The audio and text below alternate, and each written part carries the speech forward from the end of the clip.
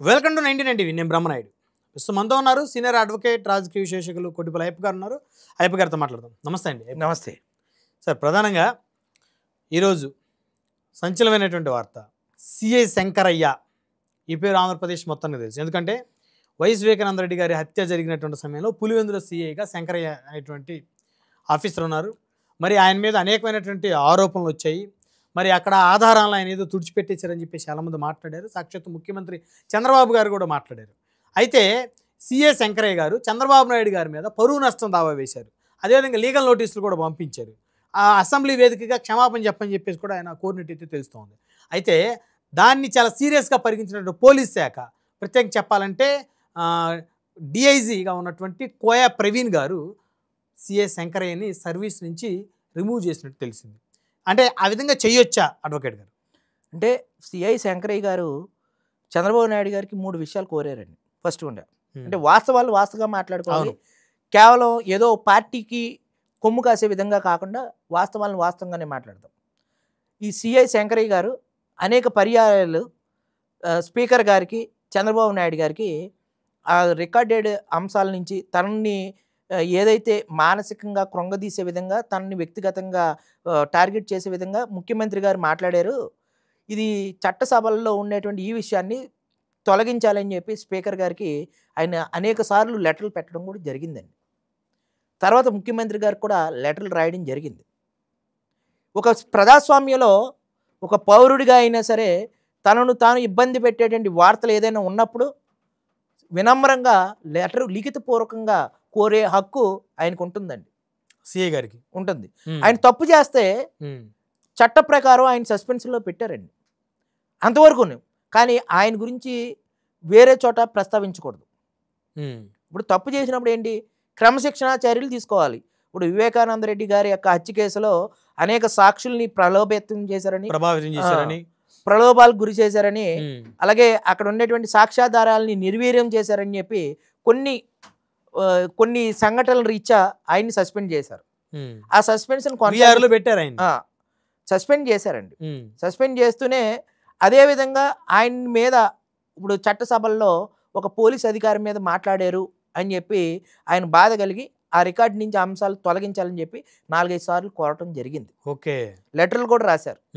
అది రాసిన తర్వాత అక్కడి నుంచి ఎటువంటి సమాధానం రాకపోతే 1,45,00,000 రూపాయలతోటి ఆయన పరువు నష్టం కూడా వేయటం జరిగిందండి చంద్రబాబు నాయుడు గారి మీద. ఇది చాలా పెద్ద సాహసం అని చెప్పుకోవాలి కదా సార్. ఎందుకు సాహసం అండి? అంటే చంద్రబాబు గారు అంటే పెద్ద మనిషి కదా. అంటే చంద్రబాబు నాయుడు గారు అంటే పెద్ద మనిషి అని ఎందుకు అనుకోవాలి? ప్రజాస్వామ్యంలో పౌరులందరూ సమానం అండి రాజ్యాంగం ప్రకారం. ఇప్పుడు ఎవరు తప్పు చేసినా, అది ముఖ్యమంత్రి గారు అయినా సరే, ఎవరు తప్పు చేసినా సరే. ఈ పరువు నష్టం దావా ఎప్పుడు వేసారండి ఆయన? పరువు నష్టం దావా వేయలేదండి. ఓకే, వేయలేదు.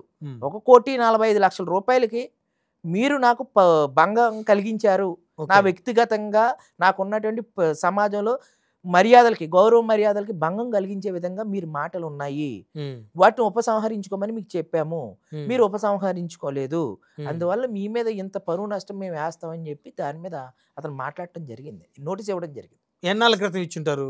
ఒక 3-4 మంత్స్ ప్రకారం. ఈ ప్రభుత్వం వచ్చాకే? ఈ ప్రభుత్వం వచ్చాక, చంద్రబాబు గారు ముఖ్యమంత్రిగా ఉన్నప్పుడే ఇచ్చారు. చాలా పెద్ద సాహసం. ఇచ్చిన తర్వాత అందులో భాగంగా అక్కడి నుంచి ఏం చేయాలి, చట్ట ప్రకారం ఒక రిప్లై ఇవ్వాలండి. ఇవ్వకుండా సర్వీస్ నుంచి రిమూవల్ చేశారు. అంటే చేతిలో అధికారం ఉన్నదే కదా అని చెప్పి ఈ రకంగా చేయడం అనేది నేను ఒక పౌరుడిగా వ్యతిరేకిస్తున్నాను. నేను కూటమి ప్రభుత్వంలో ఒక భాగం అయినప్పటికీ కూడా ఒక పౌరుడిగా దీన్ని వ్యతిరేకిస్తున్నాను. అంటే ఒక ఉద్యోగం తెచ్చుకోవాలంటే చాలా కష్టం అండి. అవును. ఈ రాజకీయ కబంధ హస్తాల్లో పోలీసు వ్యవస్థని బందీ చేయొద్దు, వాళ్ళకి స్వేచ్ఛా స్వాతంత్రాలు ఇవ్వండి. ఇప్పుడు న్యాయ వ్యవస్థకి ఏ విధంగా స్వేచ్ఛా స్వాతంత్రాలు ఇస్తున్నారో ఆ విధంగా ఇవ్వండి.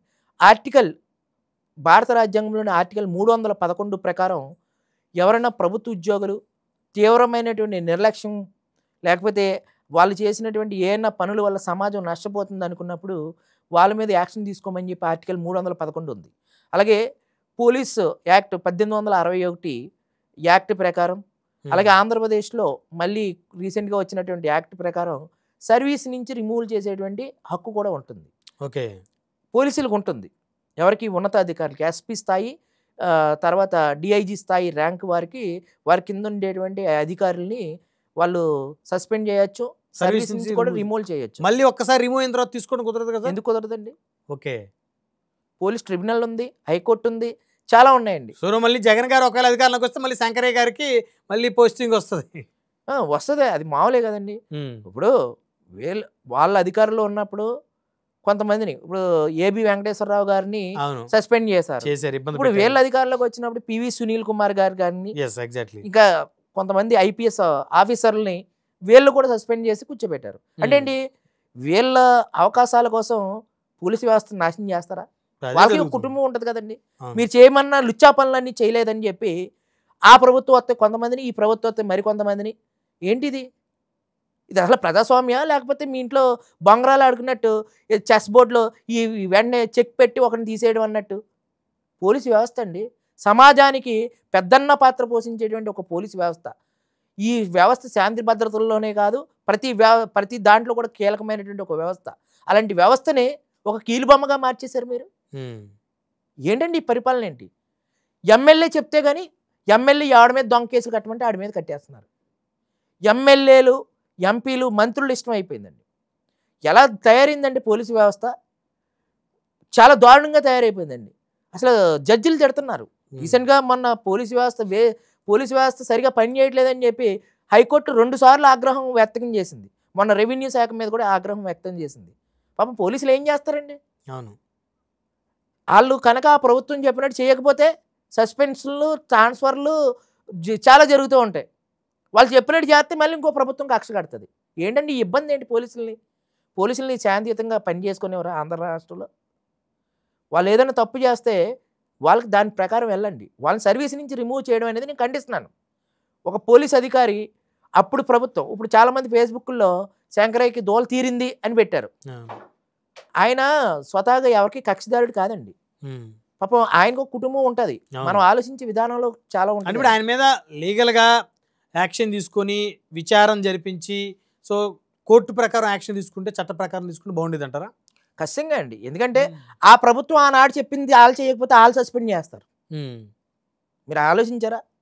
అంటే అలాగని ఆయన అక్కడ సాక్ష్యాలని తారుమారు చేయటం కరెక్ట్ కాదు కదా. ఆయన ఒక్కడి చేతిలో ఎలా ఉంటుందండి? ఒక సిఐ, ఎస్ఐ చేయలేరండి. పైనుంచి ఎస్పీ స్థాయి నుంచి, అప్పట్లో ఉన్నటువంటి డీజీపీ స్థాయి నుంచి బోల్డన్ని ఇన్స్ట్రక్షన్స్ వెళ్తాయండి. అవి అందరికీ తెలుసు. వాళ్ళందరినీ అందరి జోలికి వెళ్ళారనుకోండి, అది వ్యవస్థలో మళ్ళీ తిరుగుబాటుతనం వస్తుందని ఎవరో కొంతమందిని బలిపెట్టేస్తారు. నేను చాలా కేసులు చూస్తున్నానండి. వాస్తవంగా ఈ రోజున ఎస్సీ ఎస్టీ చట్టాన్ని మొత్తం దుర్వినియోగపరిచేస్తున్నారు. అసలు ఈ రోజున ప్రతి చోట సీసీ కెమెరాలు ఉంటున్నాయండి, రోడ్ల మీద హైవేల మీద. ఆ సీసీ కెమెరాల్లో ఉన్నప్పటికీ కూడా తప్పుడు కేసులు పెడుతున్నారు ఎస్ఐలు. మొన్న నాకు తెలిసిన ఒక కేసులో 1 కేజీన్నర బంగారం ఇద్దరు, ఒక ఎస్ఐ సిఐ దోచేసుకుని రికవరీలో 400 గ్రాములు చూపించారు. అది ఎస్పీ గారికి కూడా తెలిసినా కూడా, ఆ ఎస్పీ గారికి ఆయన తెలిసినా కూడా అలా మాట్లాడుకూరుకున్నారు. ఒక అమాయకుడు చేతులు 2 ఎరక్కొట్టేశారండి ఒక ఎస్ఐ సిఐ, మొత్తం అతను తాళ్ళేసి బంధించి కట్టేసి. అయినా సరే న్యాయం లేదు. అంటే పోలీసులు చేసేటువంటి ఆకృత్యాలు చాలా ఉంటాయండి. ఇవన్నీ ఎవరి కనుసరణలో జరుగుతున్నాయి అంటున్నారు? రాజకీయ నాయకుల కనుసరణ. ఇప్పుడు శంకరయ్య గారి ఎపిసోడ్ చివరికి ఏ మలుపు జరగబోతుంది సార్? ఖచ్చితంగా శంకరయ్య గారు, ఆయన చాలా ఆప్షన్స్ ఉన్నాయండి. మళ్ళీ ఆయన తిరిగి పోస్టింగ్ తెచ్చుకోవచ్చు, మళ్ళీ ఆయన హైకోర్టు, సుప్రీంకోర్టులో ఆశ్రయించవచ్చు. వాళ్ళకి హక్కులు ఉన్నాయండి.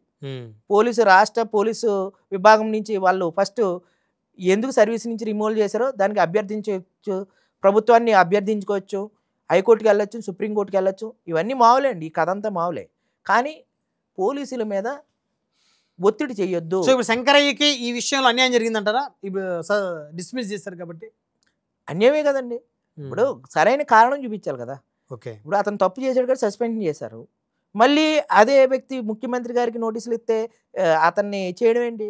అంటే దేనికి సంకేతం ఇది? అంటే ముఖ్యమంత్రి గారు అంటే ఈ రాష్ట్రానికి పెద్ద కాబట్టి మరి ఆయనకే పరువు నష్టం ఆయన మీద వేసి ఆయనకే నోటీసులు ఇచ్చేంత పరిస్థితికి వెళ్ళాడు అనేటువంటి కోపం డిపార్ట్మెంట్లో వచ్చిందా సార్?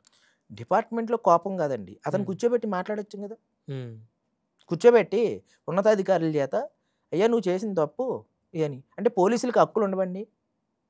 పోలీసులు మాట్లాడకూడదా? అంటే ప్రజాస్వామ్యంలో పోలీసులు మాట్లాడితే పై అధికారులు చేత సస్పెండ్ చేయిస్తారా? ఏ తప్పు చేయలేనటువంటి అనేక మంది పోలీస్ ఆఫీసర్ని విఆర్కి పంపేయడం, ఏ తప్పు చేయకుండా నీతి నిజాయితీగా బతికి ఒక్క రూపాయి కూడా లంచం తీసుకోకుండా తన జీవిత కాలంలో పనిచేసినటువంటి అనేక పోలీసు ఉద్యోగులు ఈ రోజున చాలా ఇబ్బందులు పడుతున్నారండి. ప్రజల కోసం మనసు చంపుకుని ప్రజల కోసం పనిచేయాలన్న నాయకులు ఎలా చెప్తే అలా చేయవలసి వస్తుందండి. పోలీసు వ్యవస్థ మొత్తం భ్రష్టు పట్టించేశారు. గతంలోనే భ్రష్టు పట్టించారంటే ఇప్పుడు ఇంకా దారుణంగానే ఉంది. చెప్తున్నాను, మనం ఏదో సంకలు చేసుకుని మన ప్రభుత్వం ఓటేసాం కదా, మన ప్రభుత్వం బాగుందని మన సంకలు గుద్దుకుంటున్నామండి. దాని రిజల్ట్ వచ్చిన తర్వాత ఎందుకు ఈ తప్పు జరిగిందని చెప్పి దాన్ని సరిదిద్దుకునే టైపు తయారైపోయిందండి. గతంలో 2014 నుంచి 19 వరకు అక్కడ ఉన్నటువంటి వ్యవస్థలు టీడీపీ చేసినటువంటి వ్యవస్థల వల్ల ఓడిపోయారు. మళ్ళీ అదే మొదటికి వస్తుంది. సో ఫైనల్గా సిఐ శంకరయ్యని పూర్తిగా సర్వీస్ నుంచి తొలగించడం అయితే తప్పు అంటారు. సర్వీస్ నుంచి తొలగించడం అనేది తప్పండి. రైట్, నేను ఖండిస్తున్నాను. ధన్యవాదాలు అయ్యప్ప గారు.